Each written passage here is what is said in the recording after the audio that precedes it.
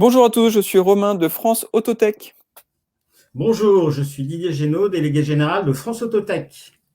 Bonjour à tous, ravi de vous rejoindre aujourd'hui. Nous sommes début février 2021 et nous avons le plaisir de rejoindre et d'accueillir Anton de Tchèque, qui fait partie de France Autotech. France Autotech, c'est une association qui regroupe 75 startups de l'autotech. Didier, quel est le métier de Anton? Alors, Anton a fondé une start-up qui s'appelle Check, qui est une start-up marseillaise qui a développé une solution d'inspection automatique d'un véhicule. C'est un outil basé sur l'intelligence artificielle et qui permet d'identifier les dégâts ou les défauts de la carrosserie d'une voiture. Super, bah écoute, on va accueillir tout de suite Anton qui vient d'arriver. Bonjour Romain, bonjour Didier. Bonjour Anton. Bonjour Antoine, on est ravi de t'accueillir. Tu fais partie des tout premiers membres de France Autotech et c'est très important pour nous de pouvoir te mettre en valeur aujourd'hui et t'apporter un peu de visibilité, de bien comprendre quel est ton métier avec tes équipes, avec Léa notamment. Vous avez une actualité brûlante, on va pouvoir en parler. Pour introduire, j'aimerais que tu nous expliques quel est le problème que tu résous et quelle est la genèse de Check. Alors déjà merci d'accueillir Tchèque. Donc la genèse en fait c'est assez simple. Donc moi je suis issu d'une famille d'entrepreneurs. Léa aussi notamment s'est rejoint sur ses valeurs et notamment dans l'automobile. Et donc j'ai toujours eu un pied dedans et on s'est rapidement rendu compte en fait que dans l'inspection de la carrosserie de véhicule il manquait quelque chose. C'est toujours un opérateur qui faisait le tour du véhicule. Et du coup nous ce qu'on a développé c'est des outils qui permettent justement d'automatiser ça. D'estimer les frais de remise en état, le nombre de dommages sur un véhicule, simplement à partir de photos. Et alors, comment ça marche de photos? C'est-à-dire, on prend un smartphone et on tourne autour de la voiture ou c'est un équipement beaucoup plus lourd qui permet Mais, de… alors, ce qui est intéressant, c'est qu'on a commencé par automatiser entièrement en fait l'inspection de la carrosserie du véhicule, donc à travers un scanner physique, donc pas besoin de s'arrêter ni de sortir du véhicule. On passe au travers sans s'arrêter et en quelques secondes, on a l'ensemble de la carrosserie qui est pris en photo et qu'on va analyser.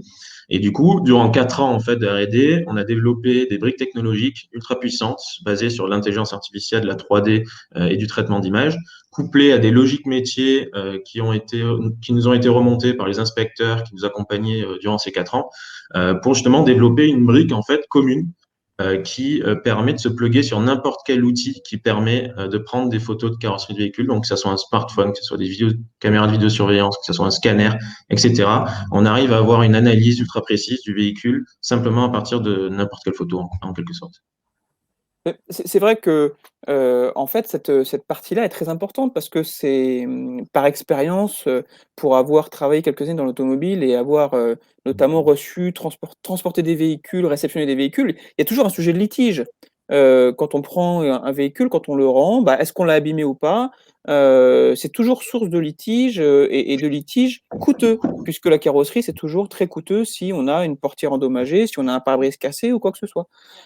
Mais concrètement, effectivement, donc tu as développé toute une IA, donc tu as dans ton équipe, des ingés qui bossent sur l'IA, sur de la reconnaissance, sur du learning photo, et tu es vraiment, tu as vraiment réussi avec tes équipes à résoudre ce problème, rapidement arriver à détecter les différentes, les défauts carrosserie ou les défauts qu'il y a eu dans le véhicule? Oui, bien sûr. Mais c'est intéressant parce que ça part effectivement du litige. Donc, nous, on intervient en quelque sorte à chaque fois qu'il y a un transfert de risque entre deux professionnels ou deux particuliers. Et donc, grâce aux photos, on va limiter le risque puisqu'on a une preuve incontestable de l'état du véhicule. Et après, en fait, au fur et à mesure, on a développé des briques qui permettent donc de faire un inventaire du nombre de dommages par pièce impactée. Et donc, ces pièces impactées couplées en fait à l'identification du véhicule et une base de données de chiffrage des pièces nous permet aussi de créer un chiffrage des frais de remise en état du véhicule derrière. Donc nous, notre équipe tech est entièrement constituée d'ingénieurs en intelligence artificielle, en traitement d'image, en vision, en 3D, etc., pour développer ces briques spécifiquement, vraiment avec le client, en l'accompagnant justement dans cette transition digitale. Et c'est ce qui nous est remonté, c'est que nos clients qui utilisaient du coup notre scanner, qui étaient satisfaits du scanner qui permet d'automatiser entièrement, avaient aussi des besoins dans l'analyse de photos smartphone en quelque sorte. Et donc c'est comme ça qu'on a développé nos outils et qui permettent donc de vraiment répondre à l'ensemble du besoin du marché.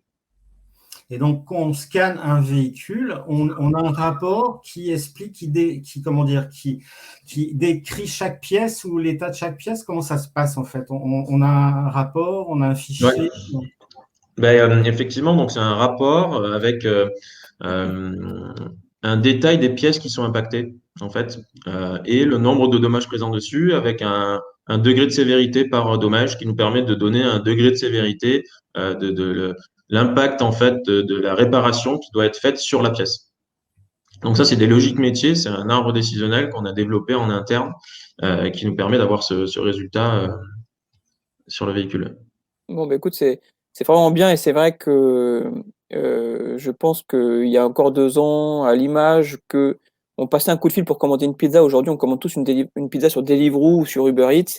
Je pense qu'on se dira en février 2021, il y a encore des professionnels qui faisaient de l'inspection automobile à la main, en notant avec des croix si la voiture ou la portière est endommagée ou pas, avec toujours, un risque de discussion et de litige, avec le client.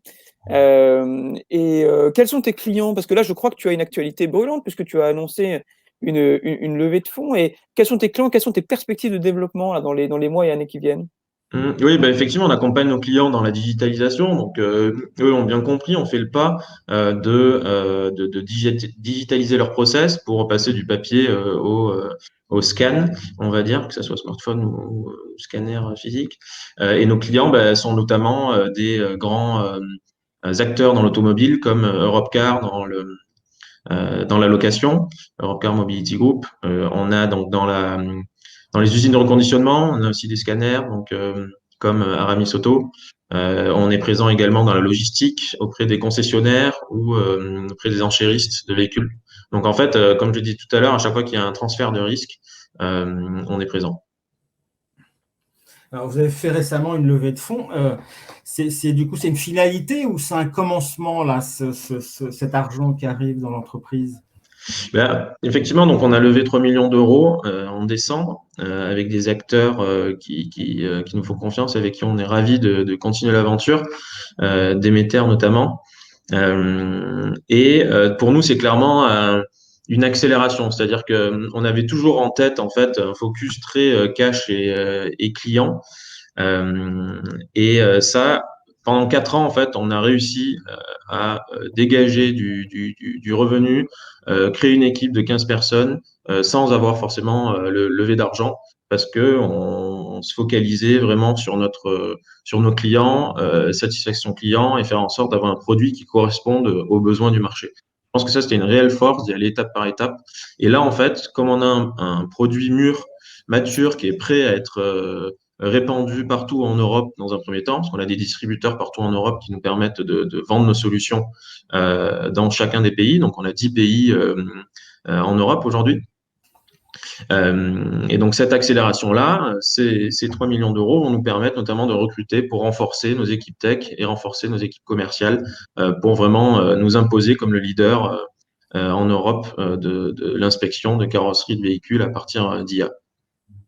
Bon, écoute, c'est génial parce que 10 pays, moi, quand je t'ai connu, vous étiez et d'ailleurs, vous êtes toujours basé à Marseille avec une perspective française. Là, tu es sur une perspective européenne, voire mondiale puisque, en fait, ce sujet, c'est un sujet qui touche à l'automobile. Est-ce que tu as pardon, est-ce que tu as d'autres cas d'usage que l'automobile, dans les mois ou années qui viennent? Est-ce que tu as trouvé d'autres verticales sur lesquelles tu pouvais éventuellement te greffer? Alors effectivement, on est allé étape par étape. Notre ambition a toujours été présente, hein. On sait que le marché est mondial, même si dans l'équipe, certains disent qu'on pourrait même installer des scanners sur Mars, mais on va y aller plutôt par étapes.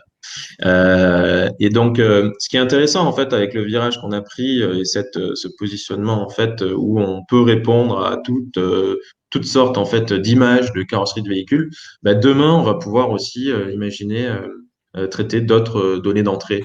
Mais aujourd'hui, on est vraiment focalisé sur le marché automobile parce que c'est un marché qui est en forte demande et qui nous fait confiance aujourd'hui et qu'on a encore pas mal de chemin à parcourir pour pouvoir les accompagner et leur apporter les meilleurs outils dans leur concession, dans leur garage, etc.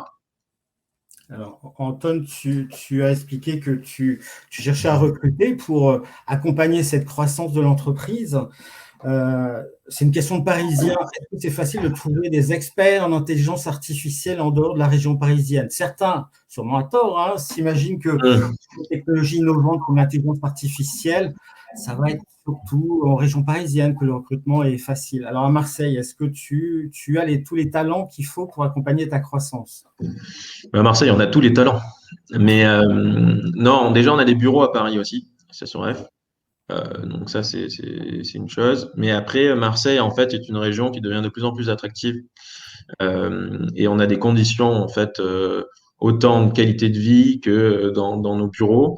On a 300 mètres carrés de bureaux à Marseille qui nous permettent, en fait, d'accueillir les personnes dans d'excellentes conditions qu'on retrouverait pas forcément à Paris non plus. Et je sais pas si c'est le Covid ou la tendance, mais on a beaucoup de personnes qui descendent dans le sud. Donc ça, c'est justement des talents qu'on va aller chercher aussi. Et puis le projet, en fait, le projet plaît, l'ambition de l'entreprise et toute la culture d'entreprise qu'on a su créer au sein de Check fait qu'on est très attractif. Donc ça, c'est des choses qui sont importantes. Après, ça se crée, ça se travaille. Donc, en termes d'outils, justement, pour le recrutement, on a lancé donc Welcome to the Jungle pour mettre en avant un peu notre image de marque et attirer potentiellement des Parisiens aussi qui veulent descendre sur Marseille.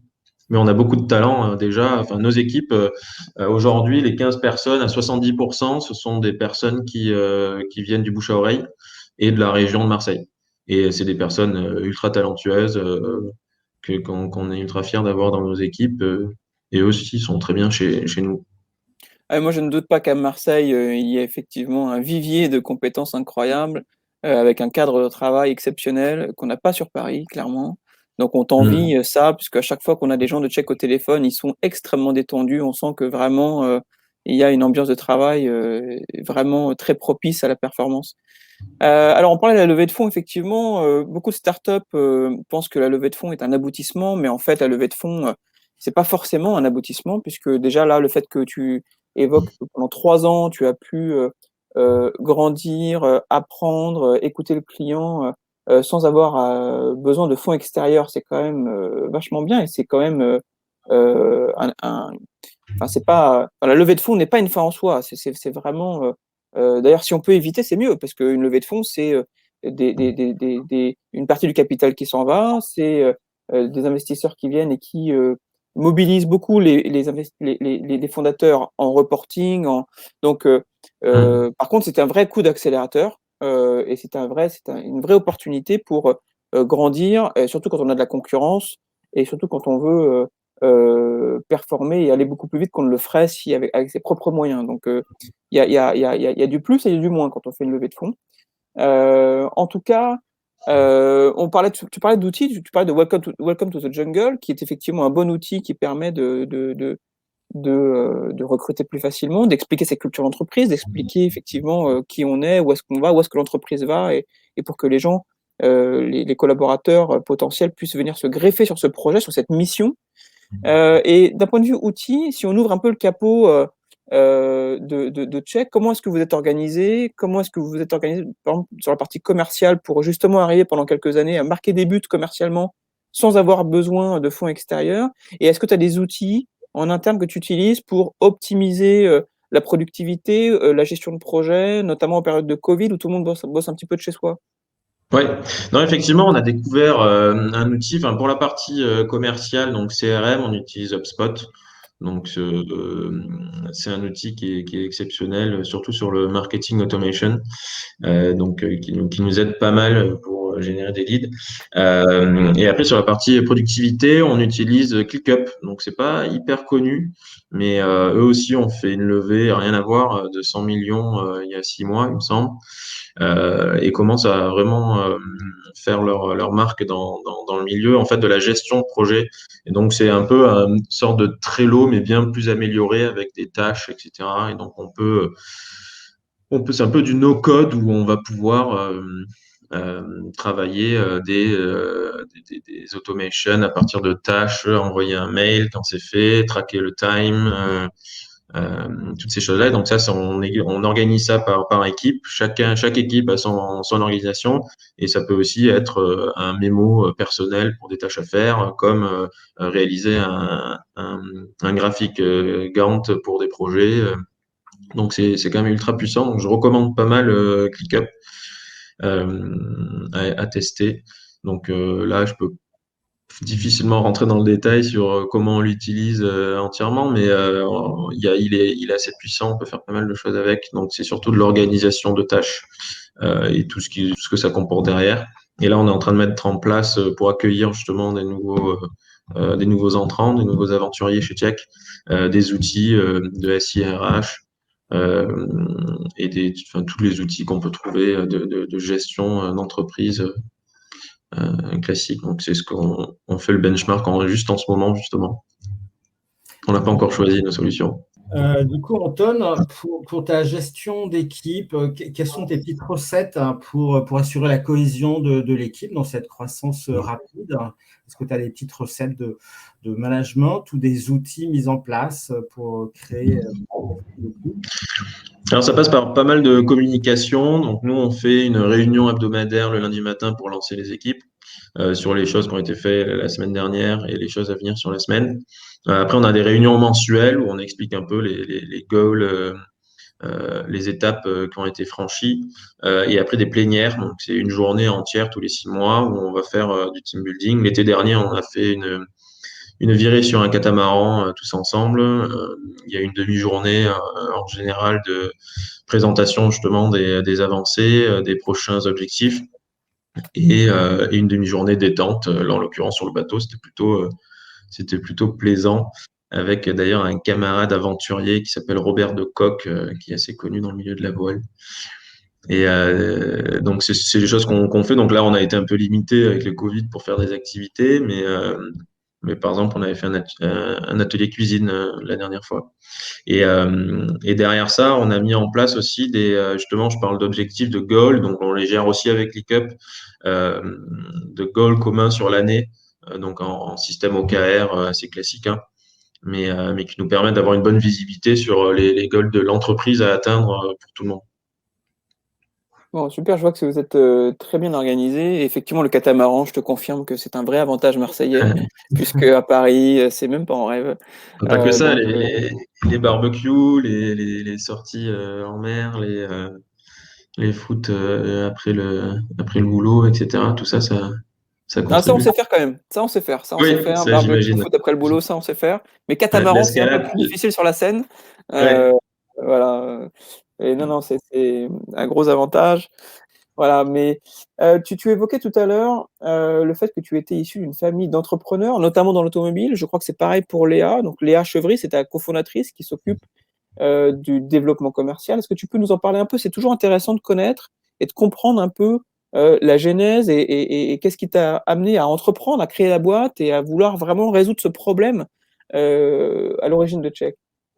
Oui, donc effectivement, j'ai mon père qui est de son côté dans les biotechnologies, donc il a une start-up sur Marseille aussi, et mon oncle, donc chez qui je travaille depuis que j'ai 14 ans, a une société de recyclage automobile dans toute la vallée du Rhône.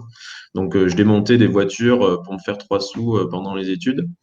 Et j'ai rencontré justement Léa Chevry qui s'occupe de toute la partie commerciale chez Check sur ses valeurs d'entrepreneuriat parce que Léa aussi est issue d'une famille d'entrepreneurs et donc ces valeurs en fait humaines, d'aventure, de challenge nous ont tout de suite rapprochés et donc ça a été un match tout autant qu'avec Sofiane, donc notre troisième associé qui lui s'occupe de la partie plus technique soft, qui a aussi ce mindset startup et cette agilité dans le management qui drive les équipes d'une main de fer pour justement arriver à sortir, à débloquer des verrous technologiques qu'on a à chaque étape de check et qui fait qu'on est arrivé là aujourd'hui assez rapidement en fait à proposer des solutions ultra puissantes pour nos clients. Et avant d'être entrepreneur, est-ce que tu avais un parcours particulier? Tu as toujours été dans l'entrepreneuriat ou tu es passé par un truc classique avant? Moi, je suis rapidement entré dans l'entrepreneuriat. J'ai fait 1 an et demi dans une filiale de Veolia. Je pense que j'ai fait exprès de me mettre en fait dans une entreprise très grande, très rigide, parce que avant ça, j'avais déjà une idée à la seconde dans l'automobile notamment pour créer une entreprise. Et le fait en fait d'être dans ce cadre-là qui m'allait pas du tout m'a permis en fait de sauter le pas très très rapidement, je pense. Et donc après 1 an et demi dans cette filiale, j'ai tout de suite créé du coup Check. J'avais 26 ans à l'époque. La frustration des grands groupes qui t'a incité à prendre ton autonomie, ton indépendance. Et je la comprends tout à fait. Et c'est vrai que quand on est entrepreneur, la liberté n'a pas de prix. Et même si on est toujours à rencontrer un nombre de difficultés incroyables, hein, et à résoudre un nombre de problèmes tous les jours, et c'est un peu les montagnes russes d'entreprendre, finalement, l'adrénaline et la liberté qu'on a, et l'épanouissement qu'on trouve lorsque notre boîte, justement, fonctionne bien, ou qu'elle progresse, même si elle progresse jamais aussi vite qu'on voudrait, et la voir Hmm. progresser, c'est une satisfaction extrêmement importante. Donc j'encourage tous ceux qui nous écoutent et qui sont encore salariés d'une petite, moyenne ou grosse boîte à créer leur boîte, parce que c'est vraiment la différence entre vivre et exister, quoi. Hmm. C'est vraiment un Même truc. au-delà de ça, Romain, je te coupe, mais au-delà de ça, en fait, pas tout le monde veut forcément créer sa boîte ou a ce mindset-là. Mais rien que le fait de se poser la question de ce que je veux vraiment faire pour me faire plaisir. Moi, je sais que j'ai créé Check justement pour me faire plaisir. C'est quelque chose que je dis à tous les nouveaux aventuriers qui rentrent chez Check parce que il faut constamment se remettre en question et faire en sorte, en fait, au quotidien de se faire plaisir. Et si jamais il y a des choses qui vont pas, bah, de regarder qu'est-ce qu'il faut faire pour se faire plaisir. Donc moi, à l'époque, c'était justement qu'est-ce qui va pas dans un grand groupe. Bah, je sais qu'il me faut une aventure, un challenge, et c'est comme ça que j'ai fait le pas. Hein. C'est cette question, en fait, se faire plaisir. Je pense que elle est tout aussi importante. Les collaborateurs s'appellent des aventuriers chez vous? Ouais, exactement, parce que Qu'est-ce qu'il y a derrière ça? l'aventure chez Check, c'est tous les jours, c'est des défis, c'est des challenges qu'on relève. Et c'est de la découverte, c'est de l'entraide aussi. C'est comme voilà sur un catamaran, on est ensemble, il faut faire avancer le bateau. Euh, et donc c'est comme ça qu'on a lancé du coup ce terme aventurier. C'est très intéressant. On le sait, être entrepreneur d'une start-up, c'est plus qu'un temps plein, c'est du 200%. Est-ce que tu as des petits trucs pour gérer ton planning personnel et ton énergie? Parce que j'imagine c'est 12 000 chantiers en parallèle, ne serait-ce déjà d'animer ton équipe d'aventuriers là. Comment est-ce que tu as des petites règles pour t'organiser et pour savoir gérer les priorités qui doivent s'accumuler chaque jour? Ouais, c'est très intéressant parce qu'il y a des moments où effectivement bah, c'est plus difficile de gérer ça, mais je pense que le plus simple c'est de couper, c'est de se mettre des règles simples en disant bah là voilà le week-end je travaille pas et je m'occupe justement de faire enfin des passions, d'aller grimper dans les calanques ou autres qui détendent et permettent de prendre de la hauteur aussi. Donc je dis ça, mais c'est pas facile de le faire. Hein. Je le fais en ce moment pas beaucoup, mais c'est important hein, de couper pour être plus efficace après quand on reprend, prendre de la hauteur. C'est vrai, moi, personnellement, pendant longtemps, je n'ai pas pris de vacances, ou 1 semaine ou 2 semaines par an, et en fait, les vacances, c'est extrêmement bénéfique puisqu'on gagne en lucidité et en performance le reste de l'année. Mm. Et couper le week-end et pouvoir s'éclater le week-end, c'est aussi effectivement important, sinon on ne peut pas être performant le reste de la semaine.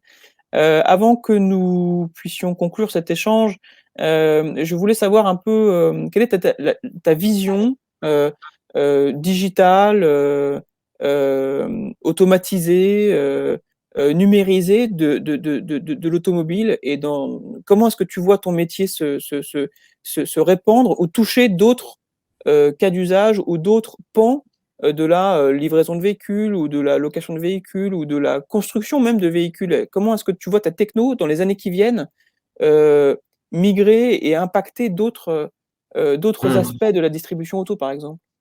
Ben, c'est intéressant parce que en fait, on s'intègre dans une transformation de l'automobile digitale qui est basée sur quatre piliers, donc des véhicules plus connectés, des véhicules autonomes, des véhicules partagés et loués. Et donc aujourd'hui, en fait, on achète des véhicules encore. Demain, on va les louer, on va les partager. Donc il y a des études qui disent qu'on va avoir 138 millions de véhicules en moins sur le parc entre l'Europe et les États-Unis. Donc ça contribue aussi à un changement de mentalité. Euh, et on s'intègre vraiment dans cette logique-là. Demain, en fait, notre vision chez Check, c'est qu'on va pouvoir également proposer en fait des services comme on propose de laver sa voiture dans un lavomatique. Demain, on va pouvoir passer en fait son véhicule dans un scanner Check pour automatiquement l'expertiser. Plus besoin de faire déplacer l'expert ou d'immobiliser son véhicule. On va pouvoir estimer les frais de remise en état de son véhicule pour pas se faire arnaquer chez le carrossier, ou encore vendre directement son véhicule sur le bon coin avec le rapport check tamponné, les frais de remise en état détaillés pour rassurer du coup l'acquéreur du véhicule. Donc on s'intègre vraiment dans cette logique aussi de confiance, d'apporter des solutions digitales à travers du coup ces intelligences qu'on a développées et l'image pour sortir la valeur ajoutée de ça. Écoute, merci beaucoup, Anton, de ce que tu nous as appris. Moi, j'ai appris différentes choses. La première, c'est que créer une start-up à Marseille, c'est quand même top. Exactement. Voilà, du travail d'équipe sur un bateau, un catamaran, c'est absolument génial. La deuxième chose que je trouve super intéressante, c'est que tu nous montres concrètement à quoi sert l'intelligence artificielle. C'est vrai qu'on parle beaucoup d'intelligence artificielle, finalement, on a du mal à voir concrètement à quoi ça peut servir. Grâce à toi, on voit concrètement comment ça peut rentrer dans la vie de tous les jours autour, par exemple, de sa voiture. Et troisièmement, comme tu viens de le décrire très bien, c'est que vos outils accompagnent tellement cette révolution digitale de l'automobile avec ces nouveaux services d'autopartage, qui fait qu'un véhicule va être beaucoup plus partagé, va devoir s'appuyer sur un centre de service. Et cette vérification rapide de l'état du véhicule, on voit tout de suite l'intérêt pour tous les clients, enfin professionnels et individuels. Bravo encore pour cette aventure. On te souhaite à toi et à ton équipe encore de belles virées en mer et de beaux succès un peu partout en Europe avec vos Et pas que l'Europe. Et donc, à très bientôt, Anton, pour un point sur votre avancée. Génial. Merci Didier, merci Romain et Bravo, merci Anton, pour cette tech. et on se reparle dans quelques mois, quelques années pour la série B, série C et pour la conquête de l'Asie et de l'Amérique du Nord. Et même Exactement. l'Amérique du Sud. On se ferme pas de porte. Bon, Check sera là. Ça marche. Les Super. aventuriers Merci. aussi. Merci, Anton. À Bye. très bientôt. Merci. Bye.